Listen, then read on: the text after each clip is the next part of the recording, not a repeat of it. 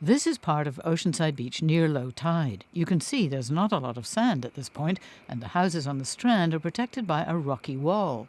As the tide rises, a family wanting to walk down to the beach decides to look somewhere else. Nick Rickey is with a new group called SOS, Save Oceanside Sand. Currently, we're at Wisconsin Street. And if you look around Wisconsin Street, we have Lifeguard Tower 7. We have a beach parking lot with beach bathrooms, but yet we don't have any beach. Now, just 3 years ago, at low tide, you'd have some dry sand. At high tides, there's another problem. The ocean sometimes washes right over the strand, threatening homes. City employees have to remove water and rocks that accumulate on the road. Along with sand displacement, city studies say parts of the beach could disappear altogether by 2040 due to sea level rise. Every year, the Army Corps of Engineers lays long pipes down the beach and pumps sand dredged from the mouth of Oceanside Harbour. That's to compensate for sand lost when the harbour was built, because the long jetty now stops sand from its natural southerly migration. The sand dredged helps keep the harbour mouth open and adds to the beach. But it doesn't last. If you look south from Oceanside Pier, you can see how the beach gradually narrows to almost nothing. Ricky, who's lived in South Oceanside for 10 years, has seen the beach shrink. He and his neighbours are now looking to Newport Beach for ideas.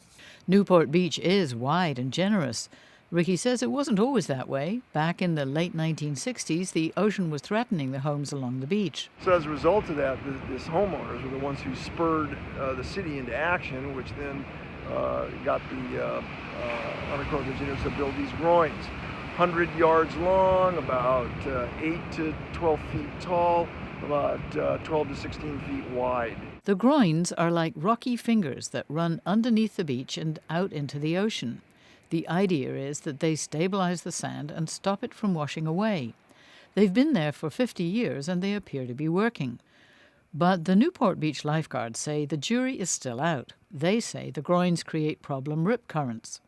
Bob Guza of the Scripps Institution of Oceanography in La Jolla says groins or jetties have another major problem. Building groins to retain sand at one location basically prevents sand from getting down drift. So one beach's gain from groins is the next down drift beach's loss because they took their sand. Sand tends to flow south down the coast, especially in winter. But Ricky says Oceanside would not be depriving Carlsbad of sand if they built rock groins because the Army Corps of Engineers would keep replenishing it every year. Our plan is very unique in that we believe that we will backfill those areas where the groins are with sand so that there will be no stoppage of sand down stream, so to speak. And Ricky says surfers are in favor of trying groins because they sometimes improve wave action. Guza acknowledges that surfers, the tourist industry and homeowners would probably support building groins to stabilize beaches. Building groins can be definitely an effective way of stabilizing the beach at some locations. The question is whether it's cost effective. Is it worth the money?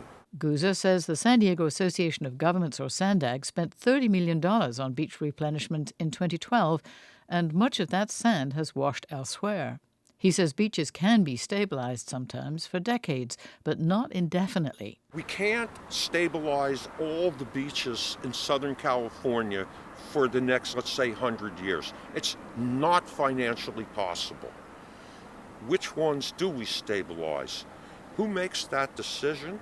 And it's a political decision as well as an economic decision.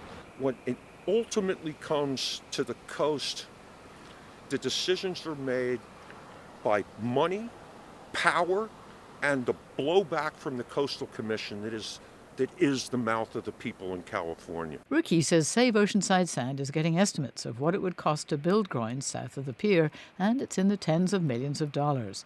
But he acknowledges this is a challenge facing all San Diego's coastal cities.